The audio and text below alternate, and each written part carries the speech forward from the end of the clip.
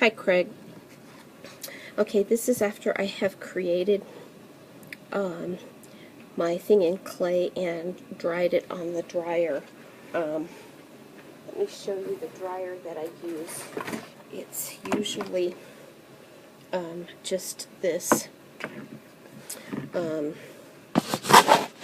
It's a warmer, and when you're creating clay, you just put it on the warmer to dry, and I would allow at least an hour and a half to dry on this warmer, if not overnight, just air dried.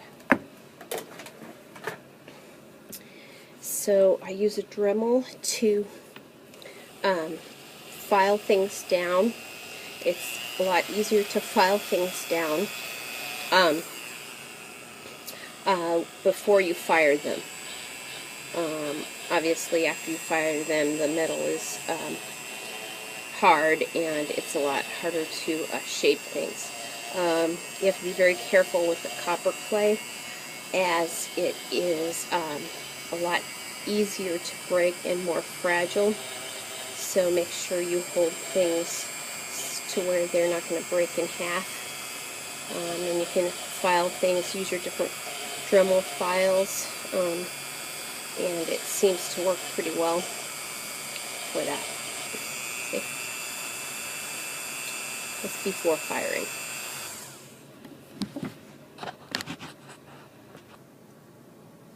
Okay, make sure you wear a mask when you're sanding, when it's dry, because there's a lot of dust. As you can see this dust. I would not use this for reconstituting to make objects, but I do save it for making rough surfaces on top of something, like, you know, rough surface on this. I might do a layer with this reconstituted stuff, but it doesn't seem to hold together after firing if you make an object out of it, so that's just a warning. I keep separate bags that have the tools with the different material I'm using. This has copper on it, and it has the files and the brushes I need. You don't want to contaminate the other tools with the different metals. So I have one for silver as well. So clean up your space and get ready to torch. Okay, now for the torching process. You need the butane. I have had cheaper butanes and they don't work as well. So make sure you have a good quality butane. The torching tool is here. I'm sorry you can't see it very well. But it's hotter than the creme brulee torches that you get in the kitchen. You have a firing stone. This is very important. And you have your tongs, copper tongs. And I don't care about having it be shiny because I'm antiquing things. But so if you want to get the scale off, then you can use your Sparex pickle in here, and you put the hot item right in the dish. So those are the tools that you need, and then we'll start the torching process. Now I'm only going to do a few seconds of the torching for the video purposes, but for copper, the size of something like this, I usually do 10 minutes on each side. I mean, I know that's overkill, but I've had problems with it not getting hot enough and not turning to metal. So the silver is about 7 minutes total. So copper is a little more testy. Okay, now for the firing process. When you when I first start firing, you will see a flame, and that is the binding burning off. That's going to go away after a while, and then you want to keep it cherry red the whole time in circular motions. So I will begin. So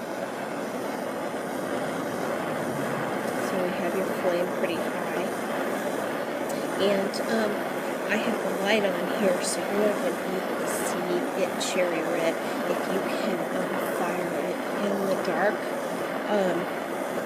that way you can keep and make sure that you are keeping it at a consistent temperature. But you see the flame here a little bit, and that's the binding kind of burning off,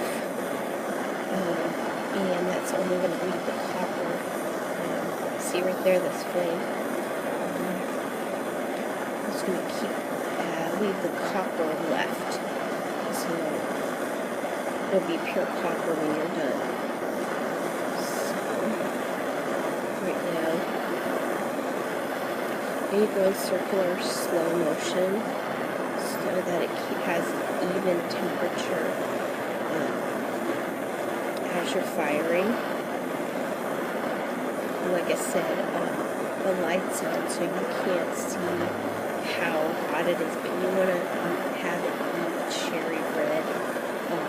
You can slightly see that it's cherry red, but keep it at that temperature and that consistency the whole time you're firing. And usually I set my clock timer to be like 7 minutes on each side, or 10 minutes on each side for these chemical processes. So right now I have been doing it for about 2 minutes according to the video. So just keep doing that, and we'll get back at you.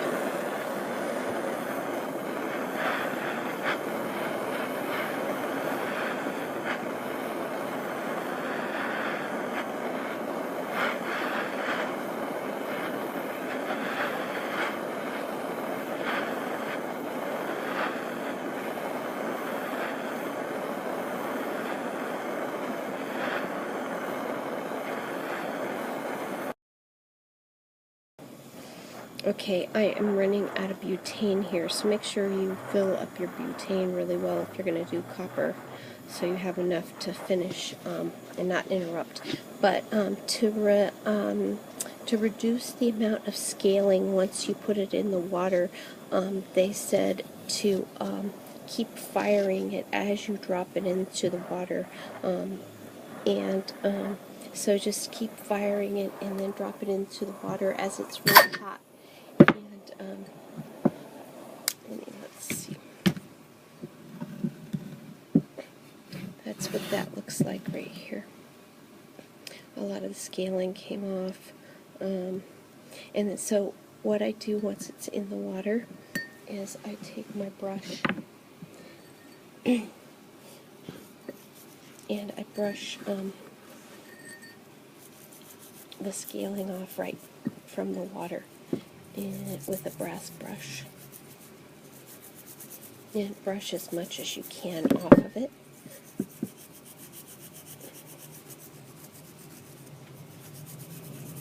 And you'll be able to see, at first it's looks kind of orange, but then once you have brushed it quite a bit, you will start to see the metal coming through. See?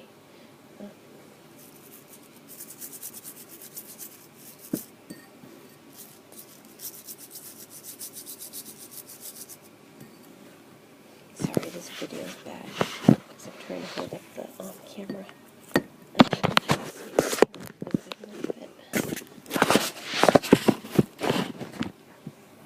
Well,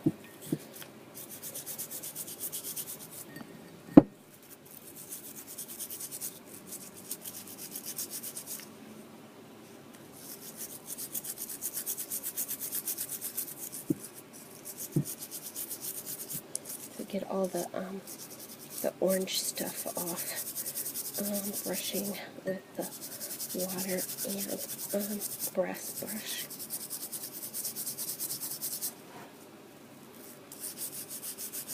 I don't use the steel brush. I found that it just rusts with the copper.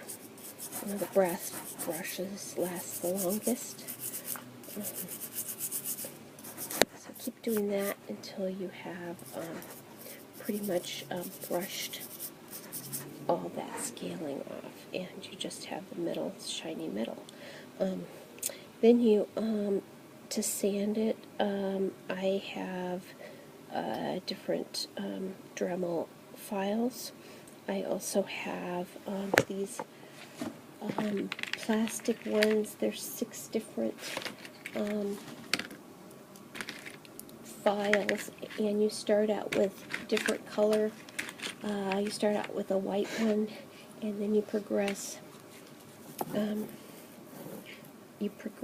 to finer and finer, and there are those 3M bristle disc set. So you start out with the white, and then you do red, blue, pink, peach, and light green. And by the time you do light green, it is very shiny and smooth. So these work really well with the Dremel. They're a plastic first, but they seem to work really, really well. I prefer them over a lot of things. If you need to get nicks out of them, obviously use more of a sandpaper type of Dremel tool first, and then you should be good to go.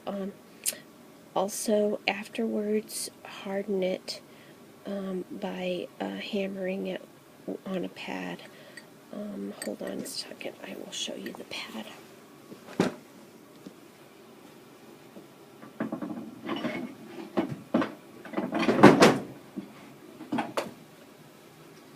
So, this is the rubber pad, and you just hammer it with a rubber mallet, and so to harden the metal, so that it's hard and not malleable. Hope this helps. If you have any questions, please let me know.